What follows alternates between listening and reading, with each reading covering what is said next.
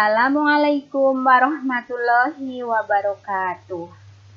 Apa kabar anak-anak soleh-solehah yang Bu Yuni banggakan? Tentu kabar baik ya. Semoga Allah senantiasa memberi sehat untuk kita semua. Amin ya robbal alamin. Bersama-sama yuk kita sebelum mulai pelajaran ini kita baca basmalah. Bismillahirrahmanirrahim. Yuk kita lanjutkan membaca doa Nabi Musa yang ada di dalam Al-Quran agar senantiasa kita dimudahkan dalam segala urusan dan ucapan. Doa Nabi Musa seperti apa? Yuk kita baca sama-sama dan artinya. Rabbisrohli sodri wa yassirli amri wahlul 'uqdatam min lisani yafqahu qauli. Ya Rabbku, lapangkanlah untukku dadaku dan mudahkanlah untukku urusanku. Dan lepaskanlah kekakuan dari lidahku supaya mereka mengerti perkataanku. Amin. Kita lanjut doa mau belajar.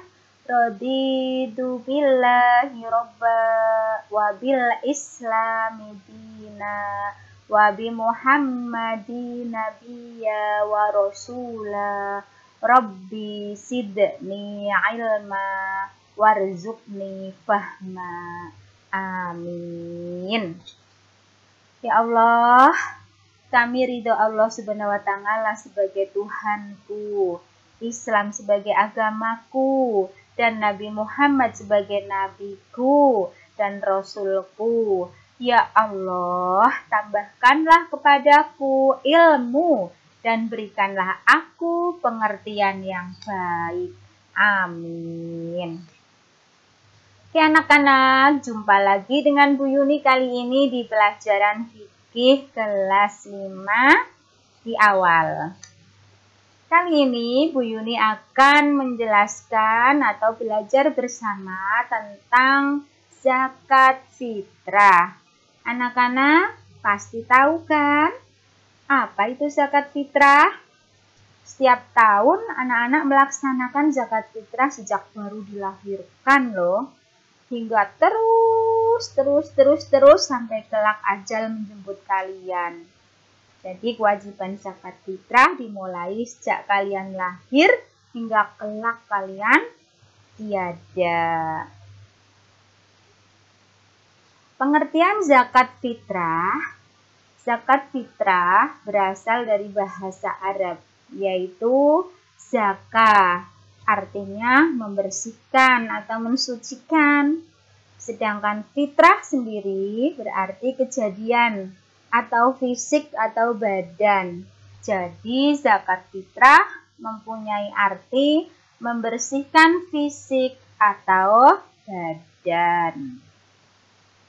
Adapun melaksanakan zakat fitrah, pelaksanaannya yaitu pasti kalian semua sudah tahu ya, pada bulan Ramadan awal hingga menjelang perayaan Idul Fitri, hingga batas sampai sebelum sholat Id. Tetapi akan lebih baik jika dilaksanakan di malam hari sebelum fajar. Bisa dibayarkan dalam bentuk makanan pokok sesuai daerah masing-masing. Bisa juga digantikan dengan uang seharga makanan pokok tersebut. Besarnya atau beratnya kalau makanan pokok sekitar 2,5 kg kalau berupa beras itu. Fahim tum? Fahimna. Jadi dibayarkan dalam bentuk makanan pokok. Kalau di Indonesia makanan pokoknya adalah beras, maka 2,5 kg beras. Namun bisa digantikan dengan uang seharga 2,5 kg beras. Misalnya 1 kg beras 10.000, maka dikalikan 2,5 kg sama dengan 25.000. Dan alangkah baiknya membeli beras dari beras yang bagus. Jadi Kalau dikisarkan sekitar 30.000 atau lebih bagus lagi bisa 40.000. Seperti itu nggih. Fahim tum?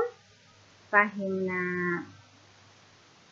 Zakat fitrah secara istilah yaitu syariat Islam dalam memberikan harta yang berupa makanan pokok yang diberikan atau diserahkan kepada orang yang berhak menerimanya dengan syarat-syarat tertentu. Nah, siapa saja sih yang berhak menerima zakat fitrah? Ada yang sudah tahu? Tunjuk jarinya. Ayo, siapa yang sudah tahu? Kita baca sama-sama yuk. Orang yang berhak menerima zakat fitrah adalah yang pertama fakir, miskin, amil, mu'alaf, rikob, ghorim, sabilillah, dan ibnu sabil. Nah, sekarang ada yang sudah tahu belum istilah-istilah itu? Apa sih itu fakir? Apa sih itu miskin? Apa sih itu amil? Dan seterusnya. Baik, Bu Yuni akan jelaskan satu persatu. Kalian ambil buku untuk dicatat. Kalian siapkan bukumu untuk dicatat di buku fikihmu. Yang pertama, fakir. Fakir adalah orang yang amat sengsara hidupnya, tidak memiliki harta, tidak mempunyai tenaga untuk menutupi kebutuhan dirinya dan keluarganya. Itu disebut fakir. Yang kedua, miskin. Apa sih itu miskin? Miskin yaitu orang yang mempunyai barang yang berharga atau pekerjaan yang dapat menutupi sebagian hajatnya, akan tetapi masih kurang atau belum bisa menutup kebutuhan sehari-hari dengan penuh. Itu disebut miskin. Jelas anak-anak? Sekarang yang ketiga, catat. Amil. Apa sih itu amil? Amil adalah orang yang ditunjuk untuk mengumpulkan zakat, menyimpannya, dan membagikannya kepada yang berhak, dan mengerjakan pembukuan dengan baik. Amil zakat harus memiliki syarat tertentu, yaitu dia harus seorang muslim, seorang yang akil baligh, seorang yang merdeka, seorang yang adil atau bijaksana, seorang yang mendengar dan melihat, seorang laki-laki, dan mengerti tentang hukum agama. Itulah yang disebut amil. Fahim tum? Catat baik-baik. Sekarang berikutnya yaitu mu'alaf. Mu'alaf kalian pasti sudah sering mendengar bahwa mu'alaf adalah orang yang belum kuat keimanannya karena baru masuk Islam. Oke. Selanjutnya adalah rikob. Apa itu rikob? Rikob adalah atau rikob berarti budak belian yang diberi kebebasan usaha mengumpulkan kekayaan agar ia dapat menebus dirinya untuk merdeka. Itu disebut rikob. Selanjutnya adalah ghorim, yaitu orang yang mempunyai hutang. Dia berhak mendapatkan zakat. Nah, penjelasan ini kalian bisa baca di dalam buku LKS-mu. Nanti ada di halaman 4 dijelaskan secara detail apa artinya fakir, miskin, amil, mu'alaf, rikob, ghorim, sabilillah, dan ibnu sabil. Di LKS-mu halaman 4 ya. Nanti kalian baca dan kalian catat. Di dalam Al-Quran, orang yang berhak menerima zakat disebutkan di dalam surat At-Taubah ayat 60. Bagaimana bunyinya? Kita baca sama-sama yuk. A'udzubillahi minasyaitonirrajim. Bismillahirrahmanirrahim.